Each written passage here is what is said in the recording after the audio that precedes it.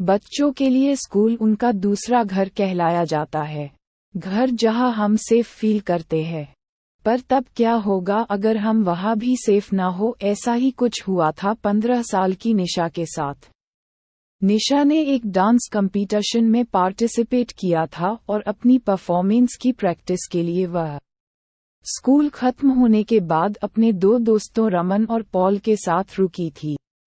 Dance practice करते वक्त निशा के दोस्त पॉल का बैलेंस बिगड़ गया और वह नीचे गिर गया। उसका पैर ट्विस्ट हो गया था और वह बुरी तरह दर्द से चिल्ला रहा था। स्कूल के सब टीचर्स जा चुके थे और हेल्प के लिए उन बच्चों के पास कोई भी नहीं था।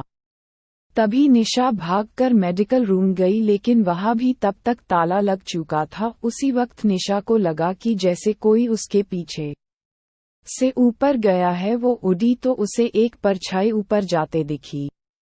निशा को लगा कि शायद स्कूल स्टाफ में से कोई तो अभी भी स्कूल में है और इसीलिए निशा उसे रोकने के लिए उसके पीछे भागी। निशा स्कूल के 3rd फ्लोर पर आ चुकी थी। उस फ्लोर पर स्कूल स्टाफ के अलावा किसी का भी जाना मना था। निशा पहले तो वहां सीढ़ियों के पास ही खड़ी होकर आवाज लगाने लगी, पर उसे कोई जवाब नहीं मिला, इसलिए वो थोड़ी आगे गई। उसने देखा कि उस फ्लोर पर सिर्फ एक ही रूम था और उस पर भी ताला लगा हुआ था। निशा को कुछ समझ नहीं आ रहा था, तो वह परछाई को अपने मन का वहम मानकर वापस जाने लगी। लेकिन तभी उसे एक अजीब सी आवाज आई। जब निशा ने पलटकर उस कमरे की तरफ देखा तो उस पर जो ताला लगा था वह टूटकर नीचे गिरा हुआ था। निशा एकदम से चौंक गई। वह उस रूम के अंदर गई। उसे दिखा एक आदमी खिड़की की तरफ मुंह करके खड़ा है। निशा ने उससे पूछा क्या वह उसके साथ चलकर पॉल की मदद करेगा, लेकिन वह आदमी में निशा को कोई रिएक्शन ही नहीं दिया। निशा को सब कुछ बहुत अजीब लग रहा था। उसने फिर से उस आदमी को पुकारा, लेकिन तभी अचानक उस कमरे का दरवाजा अपने आप बंद होने लगा। निशा ये देखकर घबरा उठी। वह दरवाजे की तरफ गई और उसे खोलने की कोशिश करने लगी, लेकिन वह दरवाजा नहीं खुला।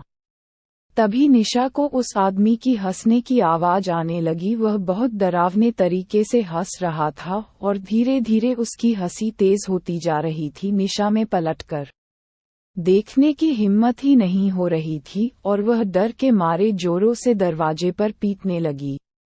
तभी निशा को अपनी गर्दन पर हल्की सी हवा का एहसास हुआ। उसने पलटकर देखा तो उसका दिल दहल उठा। वह आदमी जो कुछ देर पहले खिड़की की और देख रहा था, वह अब ठीक उसके सामने खड़ा था। उसके चेहरे पर एक हल्की सी हंसी थी जो निशा को बहुत डरावनी लग रही थी।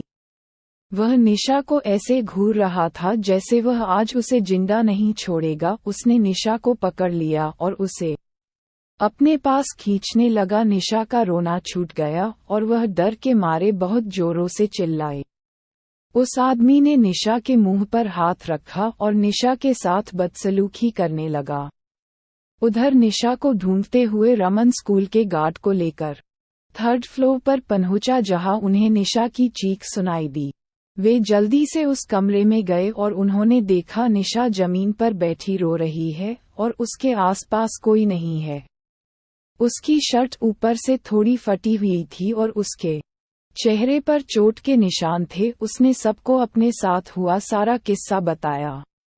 निशा के साथ हुए इस हादसे को सुनकर स्कूल गार्ड का चेहरा बिल्कुल पीला पड़ गया। गार्ड ने निशा और उसके दोस्तों को बताया कि कुछ साल पहले स्कूल में एक सफाई कर्मचारी काम करता था। वह थोड़ा पागल सा था और वह लड़कियों को बहुत ही गंदी नजरों से देखकर हंसता रहता था। एक बार उसने एक लड़की के साथ बदसलूकी भी की थी। उस लड़की ने जब उसकी शिकायत की तो स्कूल की प्रिंसिपल ने उसे हमेशा के लिए उसे स्कूल से निकाल दिया।